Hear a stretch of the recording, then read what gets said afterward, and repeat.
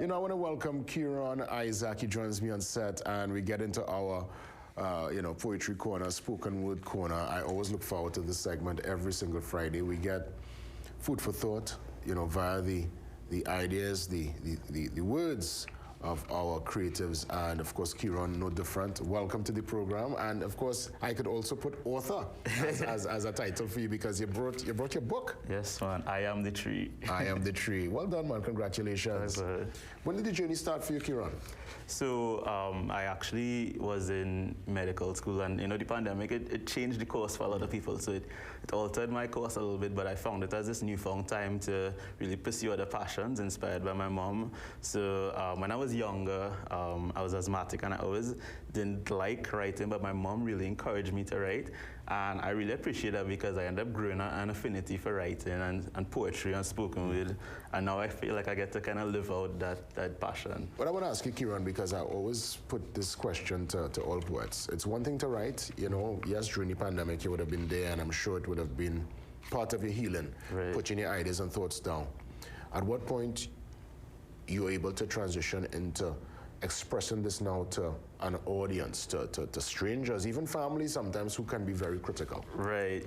Yeah, so it takes a bit out of you. I remember I told my mom, I said, okay, I want to publish, but I said, would anybody listen to what I have to say? And she said, you're a great writer. Just believe in yourself. You have a story, you have a voice. And I think it's good to have that family and friend support. So I sent it to, I would send my pieces to a couple of my friends. Even before I actually told anyone I was going to publish, I would kind of test it out on like Facebook. I would put like a poem as a caption of a photo just to see how people, and they were like, wow, you own a hidden talent, you should publish. And I was like, little do they know I'm actually going to I was just testing it out. Yeah. So I was like, Yeah. So it worked out good. Because, I say this because so many looking on, there are people right now, great work, just sit down hidden.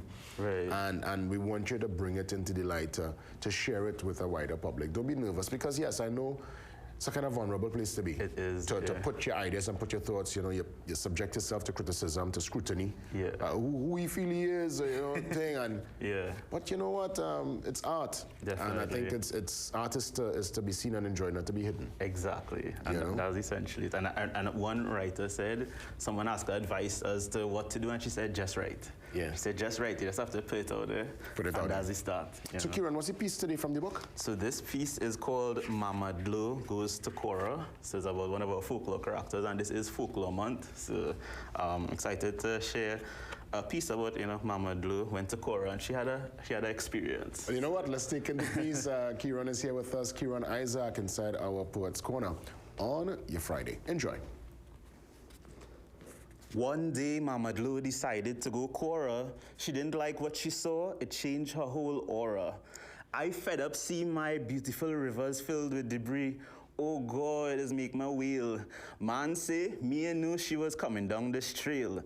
Tail swing, everybody start to run. Curry gonna pot in the air. Big man did never know such scare. I want no more crocodile tears, no more caiman tears, no more snares. Consider yourselves educated because this lesson is in arrears.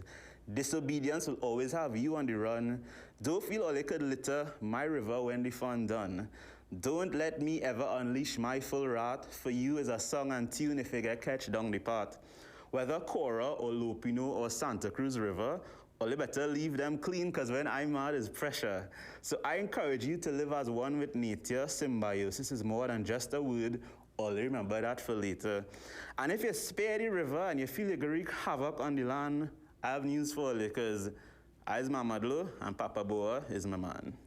That's it. Let me tell you, I like the opening line. They say the aura, Cora and aura. Yeah, man. She mash up the place. Let me ask you though, in terms of doing a book that would touch on some of the folklore, is it, let's say, research must be done before you even approach a project like that? Yeah, definitely. So before you put the pen and paper and you put it out in the world, you want to make sure you have all the facts right. So I did a lot of extensive research. I reached out to a few other writers and even persons who are in the field of craft, so traditional mass, Keith Simpson, Junior Bisnat, and even a really prolific writer, Harmony Farrell. I reached out to her for advice on how to bring the folklore characters to life.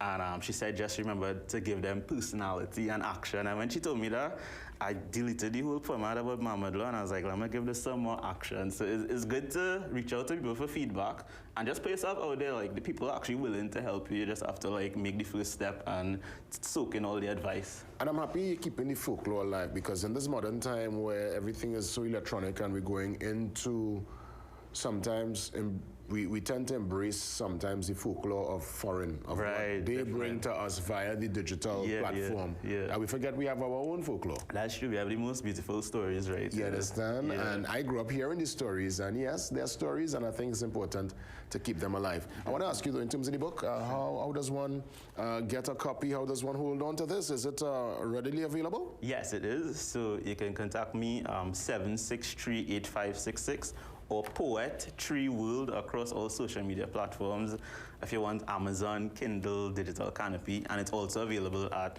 Scribbles and Quills and Paper-Based Bookshop. So there's a lot of places you could get it. You made it to the semis of the Poetry Slam, eh? I did, yeah. That was really fun. Yes. You plan to put your hat back in the ring? I saw one of the persons on the team recently. I said, when are they releasing the next announcement? I ready to audition. She was like, be patient, but we'll be ready for you.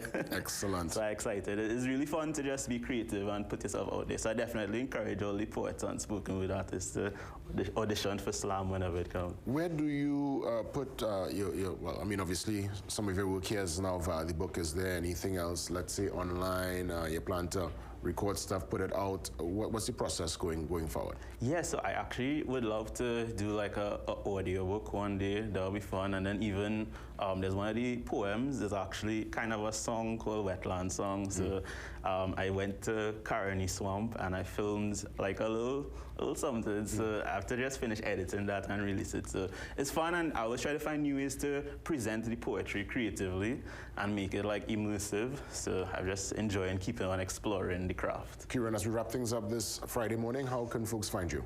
Sure, you can find me on Poet Tree World, POETTREE World on Instagram, Facebook, YouTube, TikTok, basically everywhere, and poetryworld@gmail.com. Hey, Keeron Isaac, remember the name and remember the stories and the fact that he's going to keep it alive. All the best, my friend. Thanks so much for having me, man. It's been a real pleasure. real pleasure. Listen, we're going to take the quick pause. Remember, we still have some segments to come, you know. The Get Something on Pave, the What the Ground Saying, and the Fit Friday. That's right. And there's another beautiful feature towards the end where we touch on Kaiso, still very much in Calypso History Month. So we want to ensure that we keep that feature and keep the information alive via the program. See you soon.